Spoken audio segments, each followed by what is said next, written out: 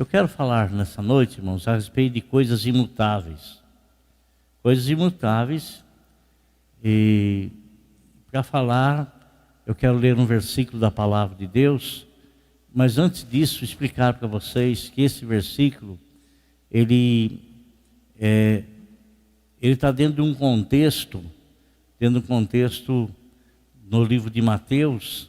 E Mateus, ele foi um evangelista que ele falou a respeito do Senhor Jesus Cristo. E esse evangelho chamado Evangelho de Mateus, ele é chamado o Evangelho do Rei Jesus que subiu aos céus e que estará voltando. Então é o Evangelho do Reino de Deus. Por quê? Porque ele foi o evangelista que mais escreveu a respeito de algo que está para acontecer, que está para suceder, que é a volta de nosso Senhor Jesus Cristo. Então ele escreveu a respeito de Jesus, o Rei que ascendeu aos céus e que voltará para buscar a sua igreja. E dentro do capítulo 24 e 25, Mateus escreveu enfaticamente as palavras do Senhor Jesus Cristo com respeito a isso. E no capítulo 24, versículo 35, está escrito essa passagem que eu quero ter como texto aqui, uma passagem muito conhecida, onde diz assim: os céus e a terra passarão, mas as minhas palavras jamais passarão. Nós sabemos, irmãos, que pela Bíblia nós temos a revelação que não existe somente um céu. O apóstolo São Paulo, ele foi arrebatado até o terceiro céu, o lugar do trono de Deus, o paraíso, aonde ele ouviu palavras inefáveis, palavras essas que ele não conseguiu transmitir exatamente como as coisas que ele viu, não conseguiu literalmente descrever. Tamanha era a maravilha das coisas que ele contemplou, que ele viu. Então, céus aqui está no plural. Os céus e a terra passarão, mas a terra está no singular. Então existe uma única terra e céus, pelo conhecimento da palavra, existem três. Eu vou, no decorrer da mensagem, expor para os irmãos mais detalhadamente sobre isso. Então esse versículo, ele está falando de algo que é imutável, que vai passar coisas que aparentemente são imutáveis, mas que são mutáveis, tanto que elas vão passar. Mas a palavra do Senhor, ela não muda,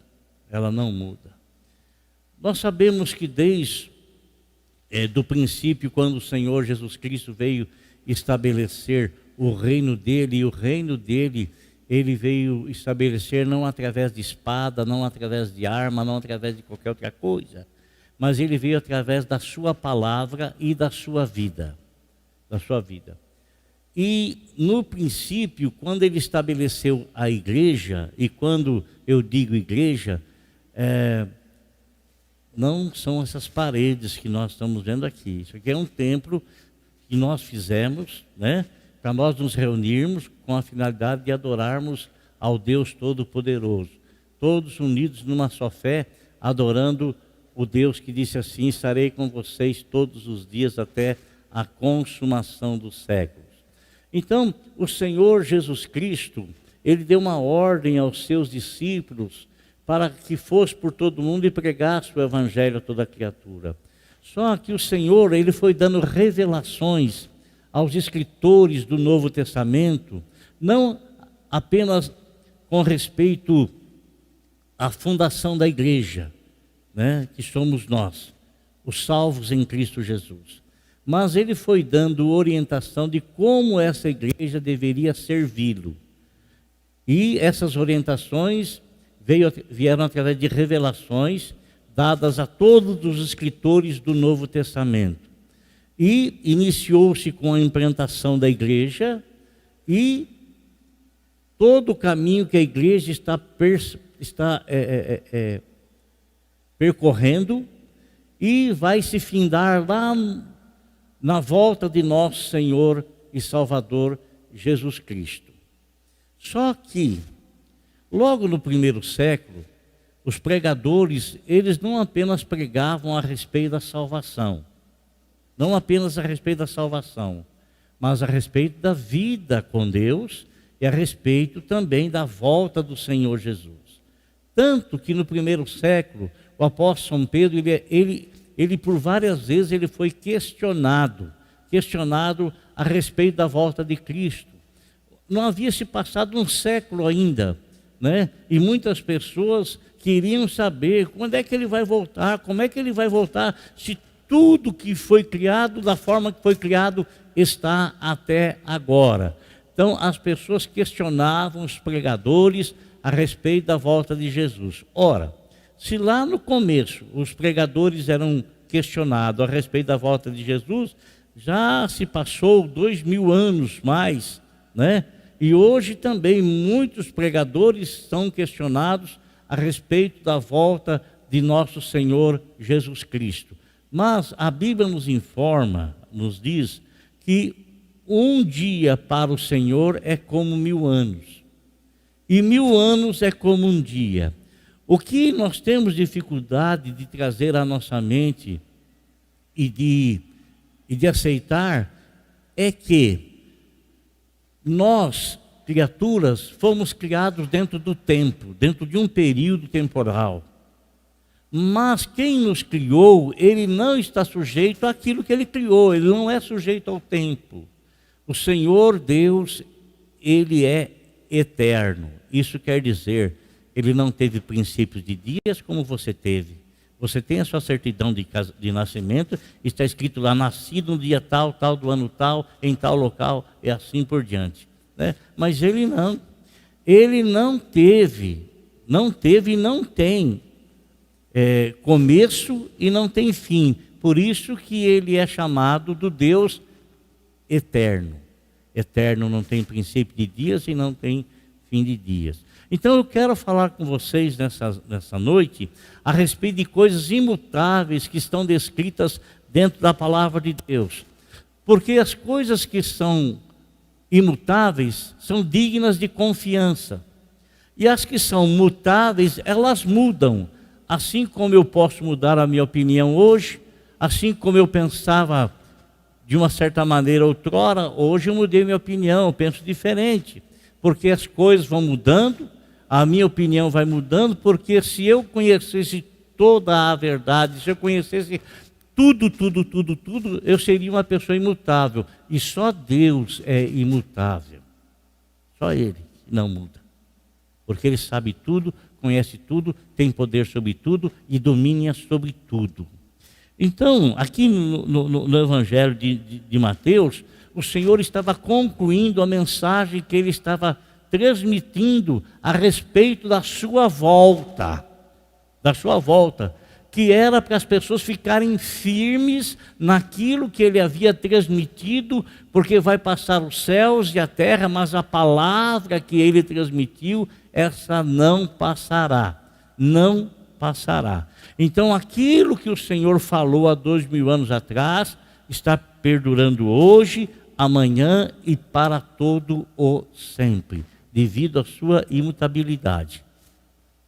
Agora, uma outra coisa que o Senhor afirmou também, que ela é imutável, é o amor de Jesus pelo homem. O amor de Jesus pelo homem é algo que não muda. A pessoa pode ofender ao Senhor, ela pode fazer o que for, mas isso não vai mudar o amor que Deus tem para com ela. É uma coisa que nós não conseguimos compreender e entender, porque às vezes nós amamos uma pessoa até o momento em que algo acontece entre a gente e causa aí uma certa dificuldade para continuarmos nos relacionando, e o amor que existia acabou, terminou, né? Eu não estou falando do amor como um ato sexual, qualquer coisa assim. Estou falando amor entre amigos, né? Amor de um querer o bem do outro, de um querer... É isso que eu estou dizendo, é um amor fraternal. mas o amor do Senhor para conosco não muda. Por quê?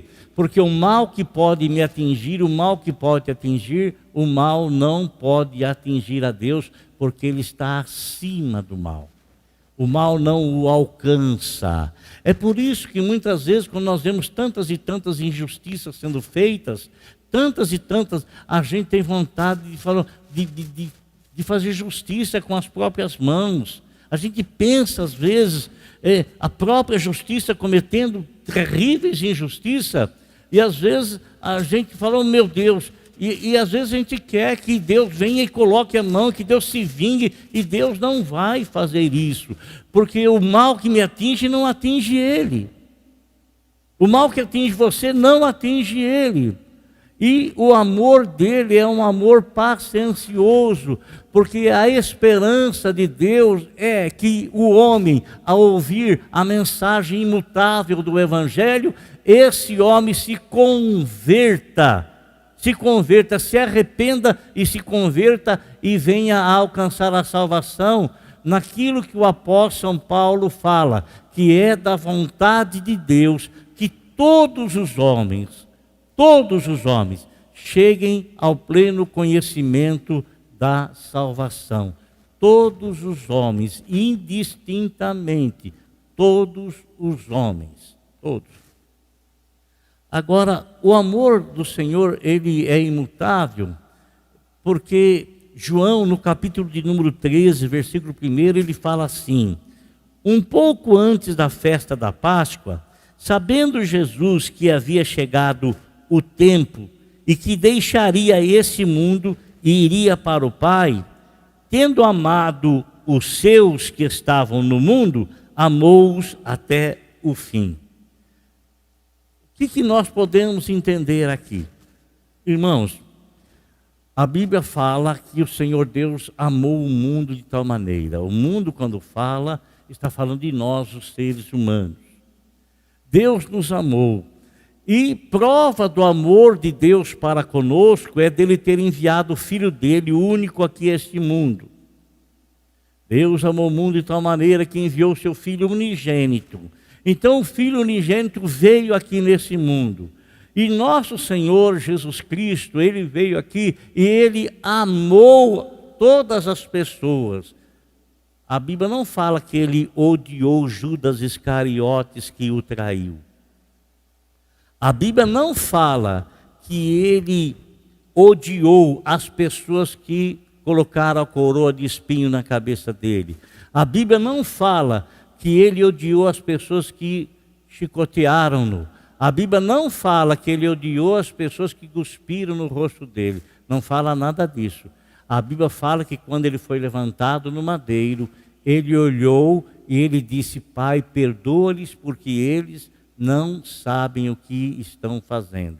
Então o Senhor não deixou de amar. O Senhor amou.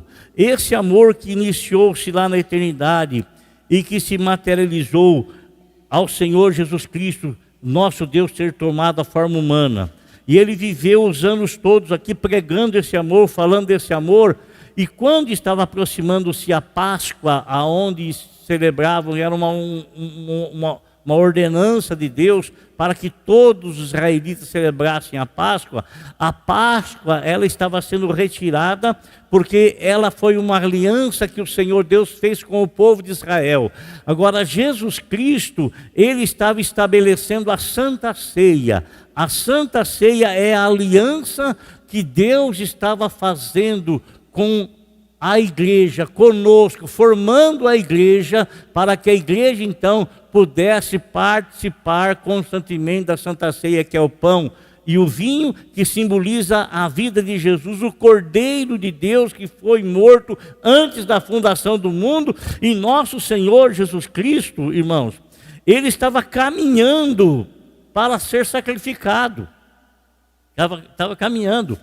Ele presenciou, Ele sentiu as dores antes de se submeter a elas.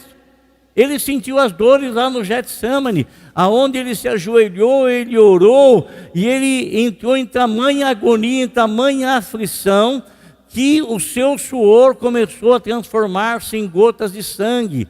Mas nem mesmo isso parou aquilo que ele veio para fazer. Ele foi até o final. Ele não olhou para você e disse assim: eu vou morrer por ele porque ele é bom.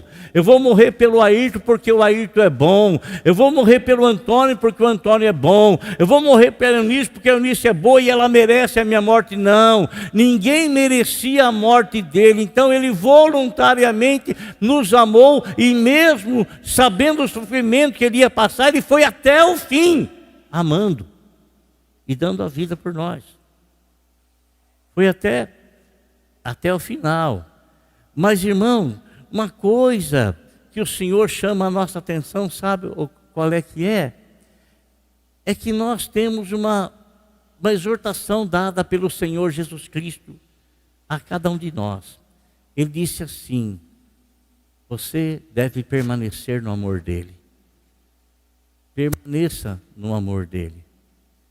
Permaneça no amor dele. Ele nos amou, deu a vida por nós, mas a responsabilidade de permanecermos no amor dele é nossa. Por quê? Ora, porque eu posso deixar, eu posso não querer mais o amor dele. Quando eu faço qualquer coisa que eu sei que não é de acordo com a vontade de Deus, e que eu cometo qualquer pecado voluntário, então o que eu estou fazendo? Eu não estou permanecendo no amor dele, ao contrário, eu estou desprezando o amor dele, e estou desprezando o sacrifício que ele fez por mim, sacrifício esse que foi por causa do meu pecado. Foi o meu pecado que matou Jesus, foi o teu pecado que matou Jesus. Então não é de acordo eu voltar a cometer as mesmas coisas que eu cometia anteriormente. É de acordo, sim, eu permanecer no amor que o Senhor Jesus Cristo demonstrou para mim, e permanecer nesse amor, e me aproximar a cada dia mais, e permitir que o Espírito Santo santifique a minha vida cada dia mais, permitir que o Espírito Santo me leve cada dia mais em comunhão com o Senhor Jesus. O amor do Senhor por você é imutável. O amor do Senhor por nós é imutável. Uma outra coisa, irmão, que é imutável, está escrito lá no livro de Hebreus, capítulo 13, versículo de número 8. A Bíblia fala que Jesus Cristo é o mesmo ontem, hoje e eternamente o mesmo. Então, ele é a mesma pessoa. A palavra fala assim, que nele não há sombra e não há variação, não há mudança. Ele é o mesmo. Por isso, ele é digno de confiança. Uma outra coisa também que eu quero falar com você é a respeito do sacerdócio. O que é o sacerdócio? O que é o sacerdote? O sacerdote foi alguém escolhido por Deus lá da linhagem de Arão, irmão de Moisés. Então, o sacerdote, ele permanecia até o momento em que ele morria. Havia necessidade de ser escolhido um outro sacerdote, e o sacerdote era sempre da linhagem de Arão, porque Deus assim o quis, Deus assim o escolheu. O sacerdote é alguém que pega a situação das pessoas e ele tem um contato com Deus, então ele leva essa situação diante de Deus, intercede a Deus em favor das pessoas, e consequentemente ele oferecia um sacrifício a Deus de um animal, e que então o Senhor cobria o pecado deles. Não perdoava, cobria o pecado. Ele cobria. Agora, chegou um momento, irmãos, que da aparição de um homem, e ele apareceu antes de Moisés, ele apareceu antes de Arão. Isso quer dizer que esse homem, o sacerdócio dele era anterior a Arão. Quem que é esse homem? Esse homem é Melquisedeque. Melquisedeque, a Bíblia nos fala que ele apareceu para abençoar Abraão no momento em que Abraão venceu os reis lá numa guerra, e Abraão veio e encontrou-se com Melquisedeque, e Melquisedeque o abençoou. E lá fala que ninguém sabia de onde apareceu esse Melquisedeque, que ele não tinha princípio de dias e não tem fim de dias. O que é uma pessoa que não tem princípio de dias e não tem fim de dias? É uma pessoa eterna. É uma pessoa eterna. Ele não tem princípio, quer dizer, não tem tempo marcado de onde ele veio, quando ele nasceu. E não tem final de dias, também não tem quando vai acabar, vai terminar, ou quando ele vai morrer. Não existe. E quem é essa? Quem é essa pessoa? É Deus. É o próprio Senhor Jesus Cristo pré-encarnado. Pré-encarnado.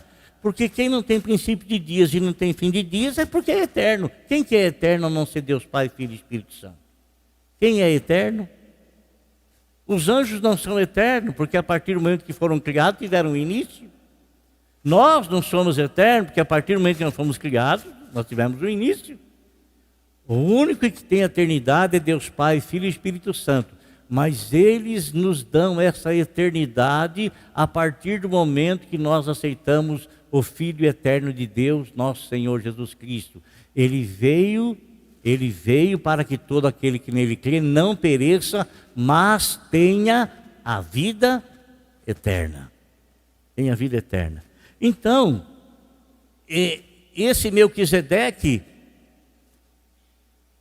é falado, o escritor aos Hebreus, ele aponta nosso Senhor Jesus Cristo como esse sacerdote eterno. Está escrito no capítulo 7 de Hebreus: o Senhor jurou e não se arrependerá, tu és sacerdote para sempre. Então, ele é imutável, o sacerdócio do Senhor não precisa estar sendo renovado. Por quê? Porque é um sacerdócio eterno. Não é como aqueles que eram escolhidos pelos homens da linhagem de Arão, que tinham um período de tempo, morria, renovava-se a aliança, um período de tempo morria, renovava-se a aliança, e um período de tempo morria, renovava-se novamente a aliança. Não. Nosso Senhor Jesus Cristo, ele é um sacerdócio eterno.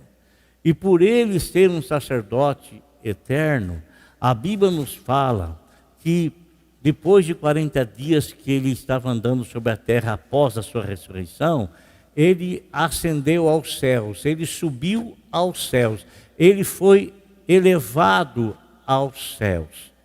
E a Bíblia nos diz que ele assumiu o trono à direita de Deus, e ele está ali à direita de Deus, e ele vive a interceder por nós eternamente. Ele vive a interceder por nós. Ele está no céu. Irmão, não existe outro intercessor no céu, viu? Não existe outro, porque não existe outro sacerdote. O único sacerdote eterno é Jesus. Não existe outro. Não existe o sacerdote, é aquele que intercede a Deus por nós. E o único sacerdote existente, porque ele é imutável, porque ele é para todos sempre, é a pessoa do Senhor Jesus. Então ele está sentado à destra de Deus e ele está intercedendo por nós. Intercedendo por mim, intercedendo por você, intercedendo. Por isso ele disse: tudo que nós pedirmos ao Pai no nome dele, ele vai nos conceder, porque ele é o sacerdote imutável, sacerdote eterno.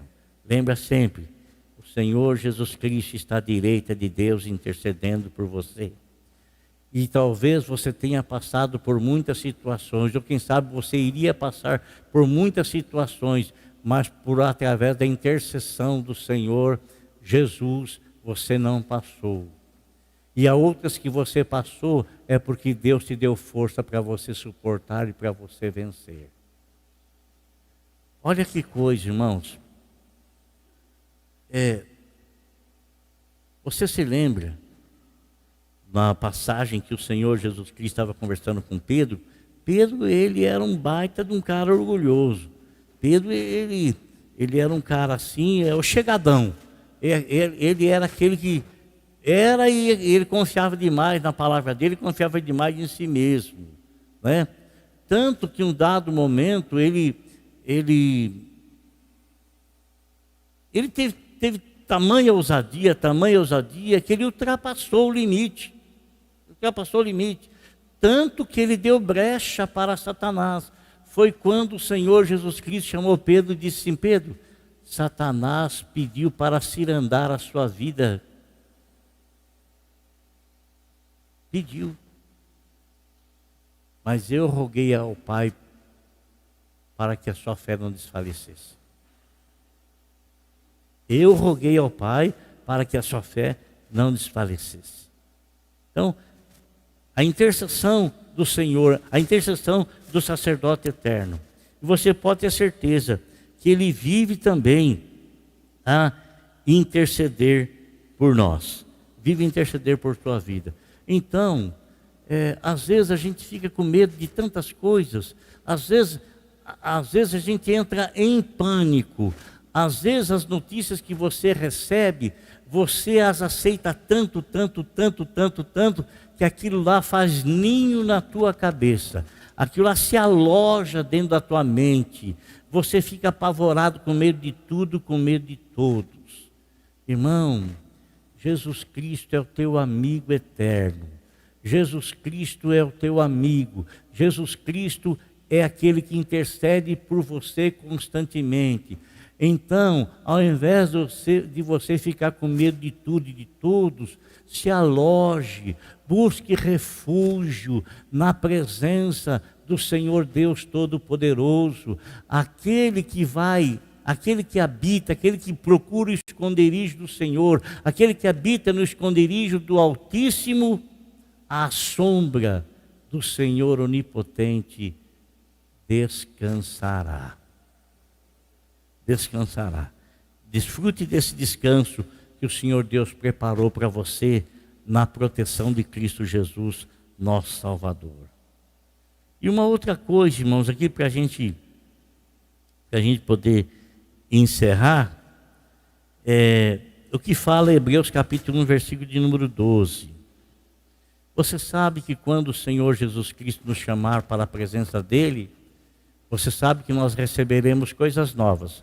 Um novo nome, um novo corpo. Por quê? Porque está escrito aqui em Hebreus 1,12, a seguinte palavra: tu os enrolarás como um manto, como roupas eles serão trocados, mas tu permaneces o mesmo, e os teus dias jamais terão fim. Está falando aqui, se relacionando a respeito dos céus. Que quando o Senhor arrebatar a igreja, o céu vai se enrolar, vai enrolar como uma roupa. Você, quando chega em casa, você chega lá, a roupa está meio assim, você troca a roupa e você veste uma roupa nova. Então, a mesma coisa acontecerá com os céus e com a terra. Tudo vai se fazer novo. Haverá um novo céu, haverá uma nova terra. E para você habitar nesse novo céu, você vai ter um novo corpo. Eis que tudo se fez novo. Tudo se fez novo. O teu corpo, meu irmão, não vai ser mais um corpo de dor. O teu corpo não vai ser mais um corpo de lamento. O teu corpo não vai ser mais um corpo de medo. O teu corpo não vai ser mais um corpo de pranto. O teu corpo não vai ser mais um corpo de dificuldade, de deficiência. O teu corpo vai ser um corpo incorruptível, um corpo novo, um corpo aonde não sofrerá mal algum, nunca mais, para todo o sempre. Esse é o corpo que o Senhor está preparando para você. Um corpo, esse corpo teu é um corpo mutável. Por isso que o mutável não pode herdar o imutável. Mas ao receber um corpo incorruptível, um corpo novo, um corpo que a partir do momento será imutável, então ele poderá herdar também aquilo que Deus preparou para cada um de nós, que vai ser imutável. Amém? Glória a Deus. Então, que Deus te abençoe. E a conclusão que nós chegamos é essa. É devida à imutabilidade da palavra de Deus, do amor de Jesus, da pessoa de Cristo, seu sacerdócio, suas promessas e da sua própria pessoa, que não devemos vacilar, mas sim confiar plenamente na imutabilidade do Todo-Poderoso. Isso nos traz segurança em depositar nossa fé na pessoa do Senhor, pois Ele jamais deixará que venhamos a ser envergonhados da nossa esperança. Amém? Deus abençoe a sua vida, em nome de Jesus. Feche seus olhos, por favor.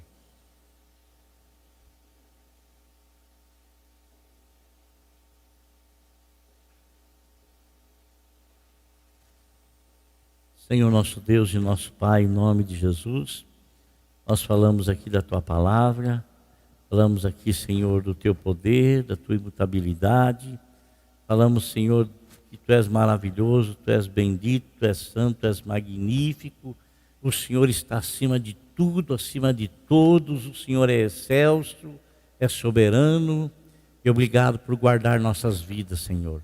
Obrigado por proteger esses irmãos na Tua presença. Obrigado, Senhor meu Deus e meu Pai, por estar com a vida de cada um deles. E também por esses irmãos e amigos que estão nos acompanhando nas redes sociais. Que a Tua mão bendita esteja sobre eles. E que eles tenham segurança na Tua pessoa, Senhor. Tenham segurança no Senhor. Se houver alguma coisa que está trazendo pavor, medo, insegurança, Senhor, meu Deus, que eles possam confiar em Ti, na Tua imutabilidade, no Teu poder, na Tua pessoa santa, e em nome de Jesus ter tranquilidade de alma, ter segurança e ter esperança para a glória do Teu santo nome. Abençoe, Senhor Jesus, a família de todos os meus irmãos, abençoe o lar de todos, abençoe, Senhor meu Deus, tudo aquilo que está direto ou indiretamente ligado a esse meu irmão, a essa pessoa que está nos acompanhando. Em nome de nosso Senhor Jesus Cristo, eu oro a Deus e eu Te agradeço. Amém.